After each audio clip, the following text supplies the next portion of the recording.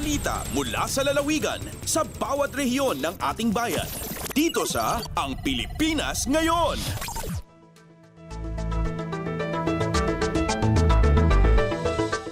Dumako na tayo sa ating regional news. Unahin natin ang mga balita mula sa rehiyon ng Luzon. Mula sa Dagupan, mahigit 500 graduating students mula sa Pangasinan State University, Alaminos City Campus, sumailalim sa pre-employment seminar ng Department of Labor and Employment. Ang detalye ng balitang ito mula kay Ricky Kasipit. Matalunggaring ya asumpal sa sakay agaw ya pre-employment seminar tan post-internship para sa unuurong at Pangasinan State University o PSU Alaminos City Campus. Impadaulo ya Department of Labor and Employment o DOLE Western Pangasinan Field Office iya nibitlan panangipasal. Akibiyang iray 570 ya unuurong at PSU sa ikanapagantuin aktibidad at piyan makapangiter ya pakatalos at labor standard tan pangiprepara dyan pakaloob dar estudyante dyan arapundan trabaho ni Yorumni. Kapangitermat iyan panangipasal yung impormasyon dyan sa programa yung lokal ya pamahalaan niya Alaminos para sa graduating student. Ang ipatalo sa pisasalamat so PSU der opisina idole para sa panangipasal dyan sa akidaulon estudyante. Sinigurado mat ya LG Alaminos City susuporta para sa estudyante ni Bitlad Syudad. Manlalapod dyan RP Dagupan City Pangasinan. Aya si Ricky Kasipit para sa Radyo Pilipinas World Service. Balita mula sa lalawigan sa bawat rehiyon ng ating bayan. Dito sa Ang Pilipinas Ngayon.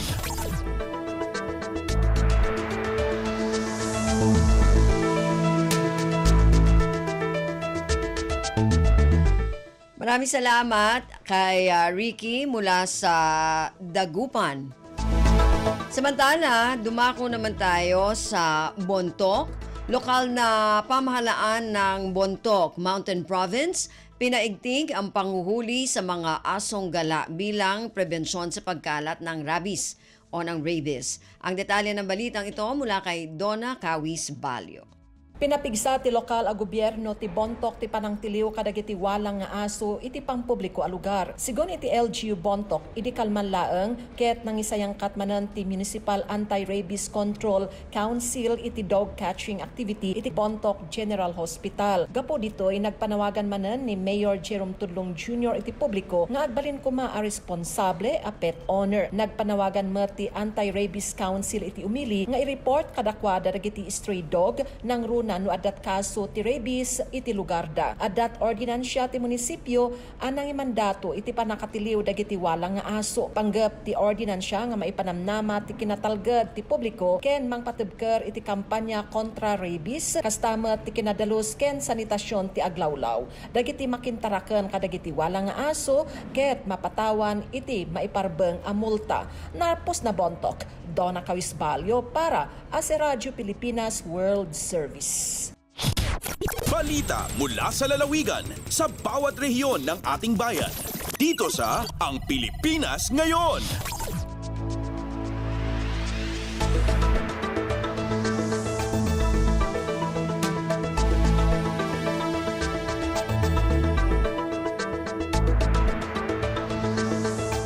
Maraming salamat, Donna. Yan ang ulat mula sa Bontoc.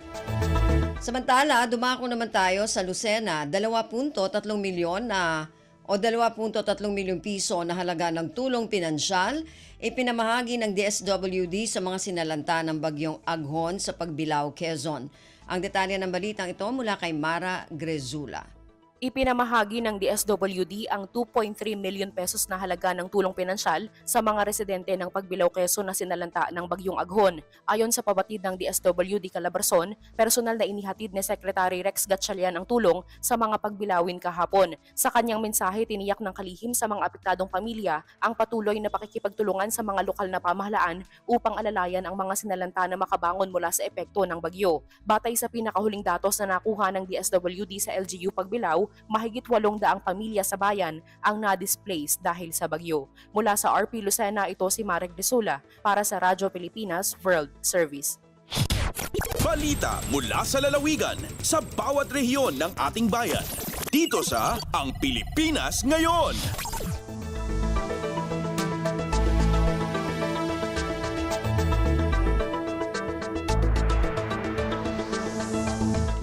Maraming salamat kay Mara mula sa Lucena. Yan po ang kabuuan ng pag-uulat mula sa rehiyon ng Luzon. Samantala, dumako tayo sa rehiyon ng Kabisayaan mula sa Calbayog, 7 barangay sa unang distrito ng Samar, nilagyan ng rainwater collection system ng DPWH. Ang detalye ng balitang ito mula kay Suzette Pretencio. Nag-install ang Department of Public Works and Highways o DPWH Samar 1st District Engineering Office sa 4,000-liter rainwater collection system sa 7 nga barangay sa una nga distrito sa Samar. Ginpondohan ang proyekto sa ilarom sa General Appropriations Act o GAA FY 2023 nga nagkakakantidad sa 2.3 million pesos. Nakagbenepisyo sa nasabing nga proyekto ang mga masunod: Santa Cruz Elementary School, Bunyagan Elementary School, Paho Elementary School, Balugo Elementary School, Barangay Victory Multipurpose Hall, Barangay Hiragaan Multipurpose Hall, ngan Barangay Migara Evacuation Center.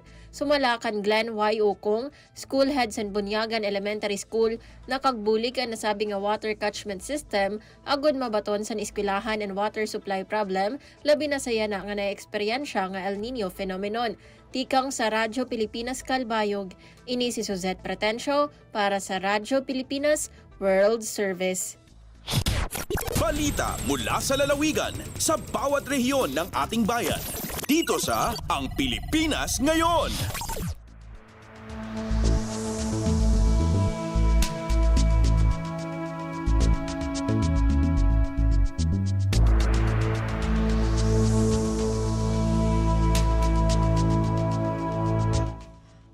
Maraming salamat, Suzette. Yan ang ulat mula sa Calbayog at kabuuan na ulat mula sa rehiyon ng Kabisayaan. Samantala, dumako naman tayo sa rehiyon ng Mindanao mula sa Tandag, Surigao del Sur, PNP Maritime Group, nakatanggap ng 2 fiberglass reinforced plastic boats mula sa pamahalaang panlalawigan. Ang detalye ng balitang ito mula kay Raymond Aplaya. Nakadawat og duha ka mga fiberglass reinforced plastic boats ang Surigao del Sur PNP Maritime Group. Kini human gipaygayon ang turnover sa donation certificates gikan sa provincial government atol sa Monday flag raising ceremony sa provincial capital niadtong Lunes, Mayo 27 nining tuiga. Sa pagkikinabi sa Radyo Pilipinas Tandag, gibutyag ni Sangguniang Panlalawigan member Varilio Mantos Claros Jr., ang chairperson sa Committee on Agriculture and Fisheries ning probinsya, nga napatuman ang mga inisyatiba tungod sa hangyo sa mga bantay dagat nga makabaton og kaugalingon nga sakinang pandagat nga magamit sa ilang anti-illegal fishing operations. Tungod niini, nag-sponsor siya og usa ka resolusyon sa Sangguniang Panlalawigan nga naghangyo sa Bureau of Fisheries and Aquatic Resources o BFAR Central Office alang sa paghatag og fiberglass reinforced plastic boats nga alang dinhi sa probinsya. Sumala pa nga ipahumutang ang usa ka fiberglass boat dito sa 2nd District ning probinsya samtang ang usa dinhi sa 1st District. Gikan sa Radyo Pilipinas Tandag, kini si Raymond Aplaya alang sa Radyo Pilipinas World Service. Balita mula sa lalawigan sa bawat rehiyon ng ating bayan. Dito sa Ang Pilipinas Ngayon.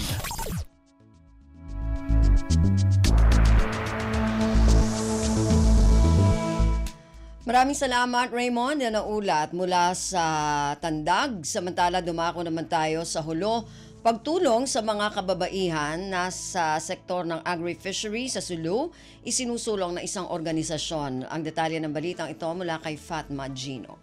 Kiukusukan sina EU BAEP We Safe Project sa SimCard Incorporated in pagtawang ng mga kababaihan hasakupan sin agriculture and fisheries sector binaybayan sina lupa sug.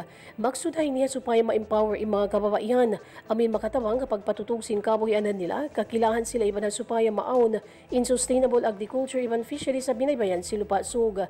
Bangdunon kan John Canto, Monitoring, Evaluation, Learning and Social Accountability Officer sina EU BAEP We Safe Project SimCard Incorporated. Tukaw man hasulo inatarget tatawan na nila tawangan biyanan sina parang Luok Ivan Omar misan pa man naon pa ina Memorandum of Agreement atawa pag-umbok paljanjian haantara sinupis nila iban sin 2 LGU para na sabot project. Lawhay ni hambuok ang mga tiyatabangan nila bihaon in Canmindus Coffee Growers Association ha barangay Canmindus. Bapuas na nga pag-anad atawa training on the sub livelihood tools iban equipment atawa mga panya pirhil amin kakunhan nila pag-ausaha. Lawi kanto sampay patahon duwangay mukawhan taglima in pagtawang maitulong nila ang mga beneficiary. In We Save Project, biyalandyaan si European Union, laway habang sa Moro Agri-Enterprise Program at awa EU BAEP. Dahil nga RP Hulo, ini Fatma Adiligino para sa Radyo Pilipinas World Service. Balita mula sa lalawigan sa bawat rehiyon ng ating bayan. Dito sa Ang Pilipinas Ngayon. Maraming salamat, Fatma. Yan ang ulat mula Hulo at kabuuan na ulat mula sa rehiyon ng Mindanao.